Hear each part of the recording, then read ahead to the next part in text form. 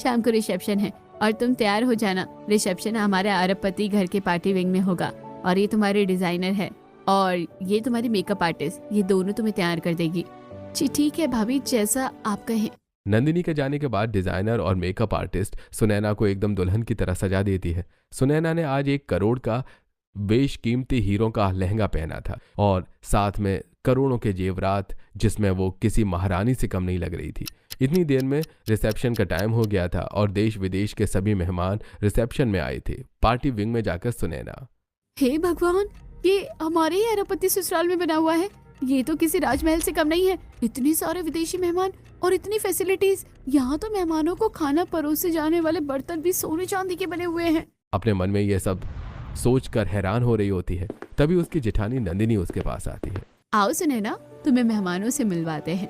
नंदिनी सुनैना को सभी देश विदेश के मेहमानों से मिलवाती है। तभी स्टेज पर उसकी सास की आवाज आती है। Hello everyone, welcome to our royal party. आप सभी लोगों का स्वागत है मेरे बेटे के रिसेप्शन पार्टी में। लेकिन अफसोस है कि रिसेप्शन पार्टी जितनी ज्यादा लग्जरी है, हमारी बहू उतनी ही ज्यादा करी। सोच कर देखिए कि एक सड़क पर पड़े पत्थर को जिस तरह मंदिर में जगह मिल जाती है, वैसा ही हाल हमारी बहू का भी है।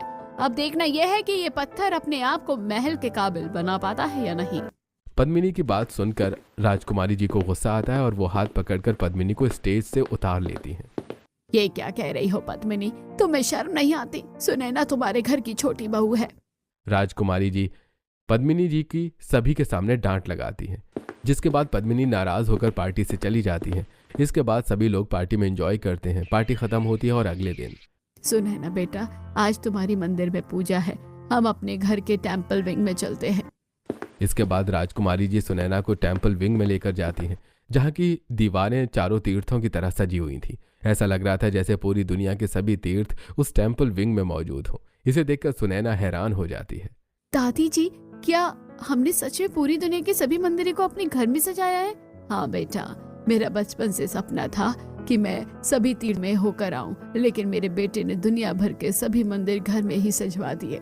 टेम्पल विंग में पूजा करने के बाद सभी लोग अपने अपने काम पर चले जाते हैं, लेकिन सुनैना ऊपर ही रह जाती है। पद्मिनी ये सब देख लेती है और मनी मन सोचती है, अब मैं देखती हूँ कि ये एस्केलेटर से अकेले नीचे कैसे आएगी। इसको तो ये चलाना भी नहीं आता। तभी मेरे घर वालों को पता चलेगा कि एक गरीब को अमीर घर की बहू बनाना कैसा होता है। अपने मन में ये सोचकर पद्मिनी सुनैना के पास आती है और कहती है, क्या हुआ सुनैना बेटा, नीचे नहीं आ पाओगी ना अकेली? चलो मेरे साथ, मैं तुम्हें लेकर चलती हूँ। इसके बाद पद्मिनी सुनैना का हाथ पकड़कर एस्केलेटर पर ले जाती है और उसकी साड़ी का